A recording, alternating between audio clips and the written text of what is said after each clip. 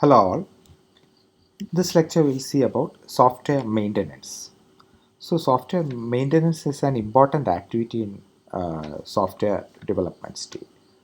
So after giving the software to the customer or the client, the software need to be maintained because the hardware might become obsolete.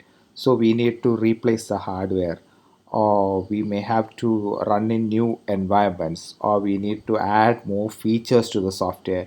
All these things comes under the software maintenance. So maintenance is an important activity. So mainly we have three types of software maintenance. The first one is known as corrective maintenance. So in corrective maintenance, software product is necessary to rectify the bugs observed while the system is in use. So while running the system, the customers or the users may encounter some errors or bugs in the software. So these bugs should be corrected. So when we correct these bugs, then that type of maintenance is known as corrective maintenance. Then second type of maintenance is adaptive maintenance. So if the software product need to be run in new platforms or in new operating system, or when they need the product to interface with new hardware or software, we do this adaptive maintenance. So if the environment is changed, or if the interface to with some other product has been, some other software has been changed, or if we want to develop it for new operating system, everything, then we need to modify that system. Maybe we need to do some modifications the software. So then it is known as adaptive maintenance, to adapt to the new environment. Then third is known as perfective maintenance. Perfective maintenance. So here perfective maintenance is needed when when we need to support new features that users want to support, or to change different functionalities of the system according to customer demands, or to enhance the performance of the system. We need to do this perfective maintenance. So while using, the customer might say, I want this feature to be added in the software, or I want to change this feature, this functionality should be changed. Like that, if we want to add something or if we want to change the existing feature, we call it as perfective maintenance. So these are the three types of maintenance associated with software. Next, problems associated with software maintenance. So there are many problems with software maintenance. It is more expensive. Software maintenance work is typically much more expensive than what it should be. Usually, we will think that software development is expensive, but actually, software maintenance effort is much more, and cost is also very high when compared to software development. And also, it takes more time than required. So maintenance requires more time because if the software might be developed in 1 or 2 months, but maintenance will continue for years. Then in most of the organizations, maintenance work is mostly carried out using ad hoc techniques. There is no general principle or general technology that is, or process methodology that is being used in software companies. Most of the companies do this maintenance in ad hoc manner. So it is almost neglected image because maintenance has a very poor image in industry. So it is almost neglected. So in software engineering, maintenance part is almost neglected. So the maintenance is done only when it is required. So this has very poor image in the industry. So only they won't employ, the software companies won't cannot employ bright engineers to carry out this maintenance work. So that is why it has very poor image. So actually maintenance is more challenging than development because we have to maintain a code which is developed by somebody else. So it is difficult to understand that code. So understandability is an important factor in maintenance. So if I am a maintenance engineer, I have to understand the code which was written by somebody else. So it is difficult to maintain actually. So majority of software products needing maintenance are legacy softwares. So most of the softwares that we require maintenance is legacy software. So legacy software means those softwares which have stopped their sales. So are known as legacy software. Certain softwares which we have stopped their sale is known as legacy software. We are simply maintaining those kind of software. So most of the software are actually legacy softwares. So this is another problem associated with maintenance. So another important topic which comes under maintenance is software reverse engineering. So software reverse engineering is the process of recovering the design and the requirement specification of a product from the analysis of its code. So we have the code now. So if we consider legacy software, legacy softwares are softwares which are poor, which have ill documents and are old softwares. They don't have much documentation and all. So it is very difficult to maintain this kind of software. So what we have to do is we have to reverse engineer that. So reverse engineering means we have to recover from the code. We have just the code with us. So we have to recover the design and also the SRS. And from design we have to write the SRS of the product by analyzing this code. So this is known as software reverse engineering. So this is required because this facilitates maintenance work by improving the understanding of the system. By just seeing the code, it is very difficult to understand without any documents. So if we could recover the design and SRS from the code, then maintenance will be much more easier. That is, we can understand it much more easy.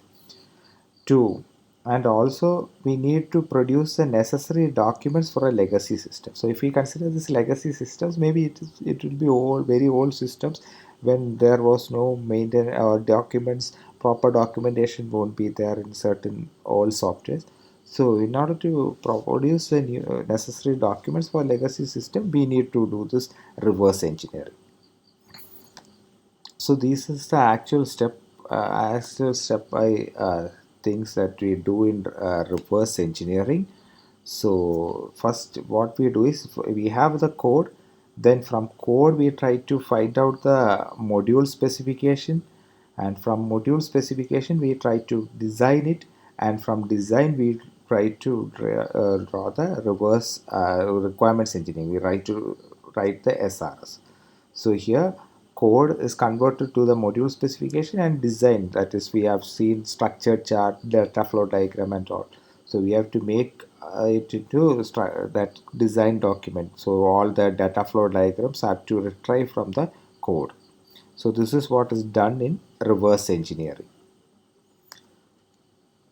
So in when we consider this legacy system softwares, we need to have some cosmetic changes. We need to do some cosmetic changes that should be carried out in the code. So we cannot directly go to module specification, design and record.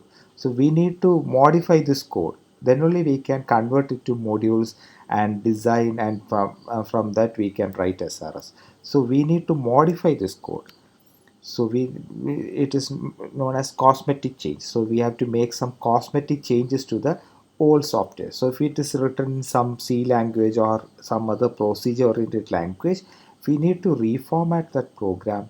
Then there won't be any meaningful names that was used in earlier days. So if it is the case, then we have to assign meaningful names.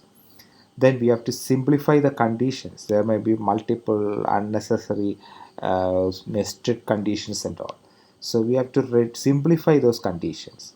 Then if it is some old languages, there might be some go to statements and all. We have to remove those go to statements, and then we have to simplify that processing.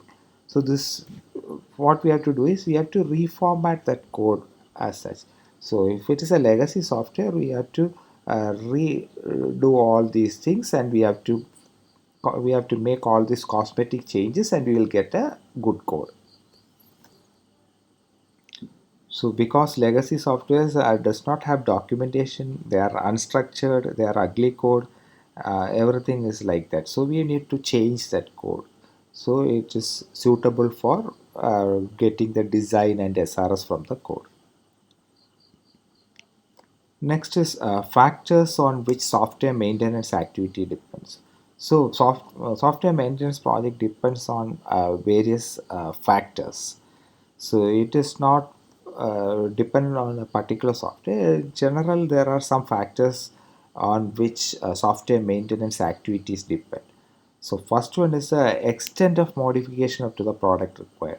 So for software maintenance, one factor that it depends is extent of modification. How much modification is required? Whether we need to change the complete software, everything should be changed, or only minor changes are needed. Then resources available to the maintenance team. So that is also another factor. What all resources are available to the maintenance team? Whether some documents are available, so at least some type of documents are there for the code is available. Then all those resources. It depends on the resources also that is available to the maintenance team. Then conditions of the existing product. So how structured that code is, how it is documented, how well documented it is, all these things affect the maintenance. Then also the expected project risk. So if we perform this project, will it be useful in future? So if we are investing too much money to maintain this code, and if we are going to make all these changes, will that cost software will be useful after the maintenance is done? So it all depends on the risk. So it is a risk, actually a project risk. So we have studied risk management. So these are the factors that will affect the maintenance of a software. So like we have seen different process models for software development, we have software maintenance process model also. Mainly we have two types of software maintenance process model. One is, we call it as process model 1 and process model 2. So like in the case of software development lifecycle model, we have maintenance process model also.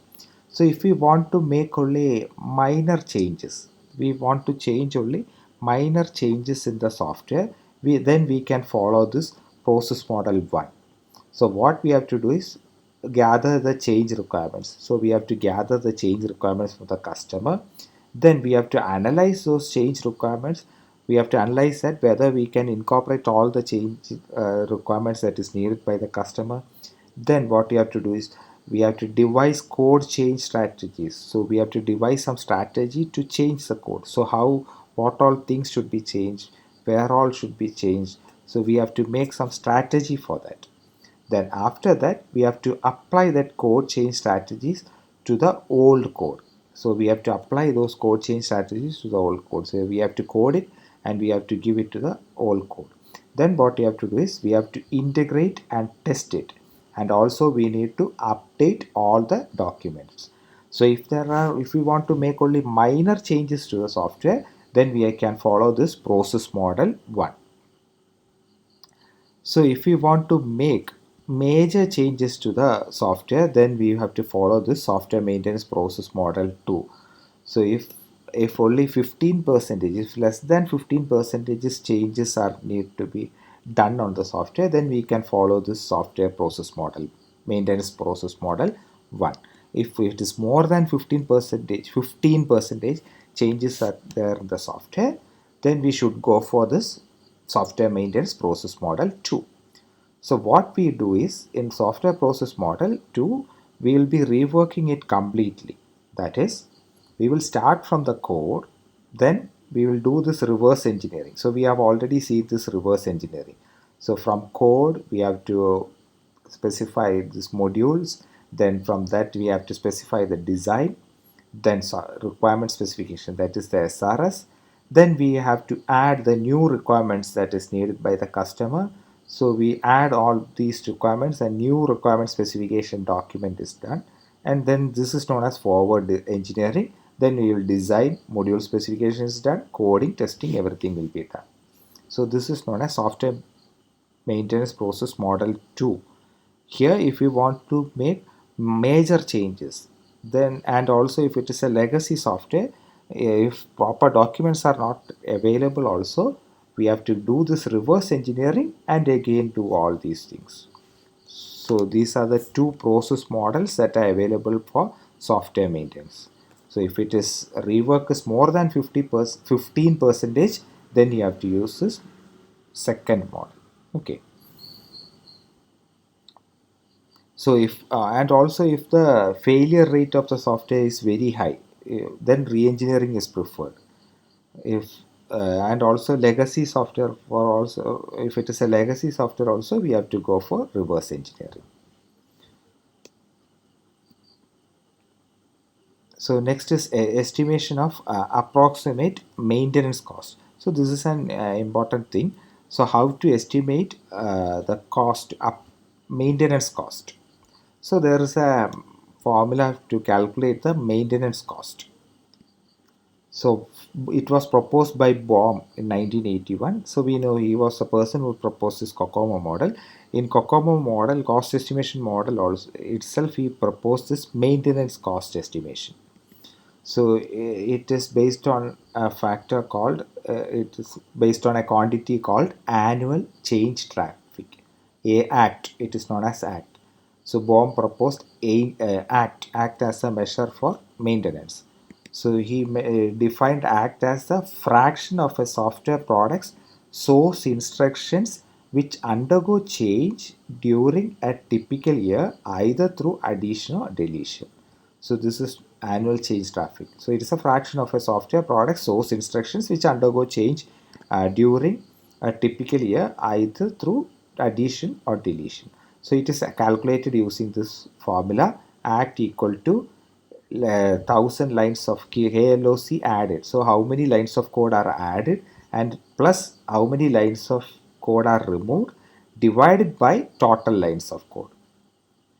So it gives a act value. So act is it is a fractional value. And if you want to calculate the maintenance cost from that, what you have to do is you have to multiply act into development cost. So this gives a maintenance cost. So this is an important thing. Sometimes question will come using this problem. You have to use this formula and simply substitute these values and you will get the maintenance cost. So you have to find out the act. So act is a fraction of software products source instructions which undergo change. So which undergo change means how many lines of code have been added and how many lines of code have been deleted. And this is the total number of lines. And from that we can calculate the maintenance cost. So that's all about software maintenance. Thank you.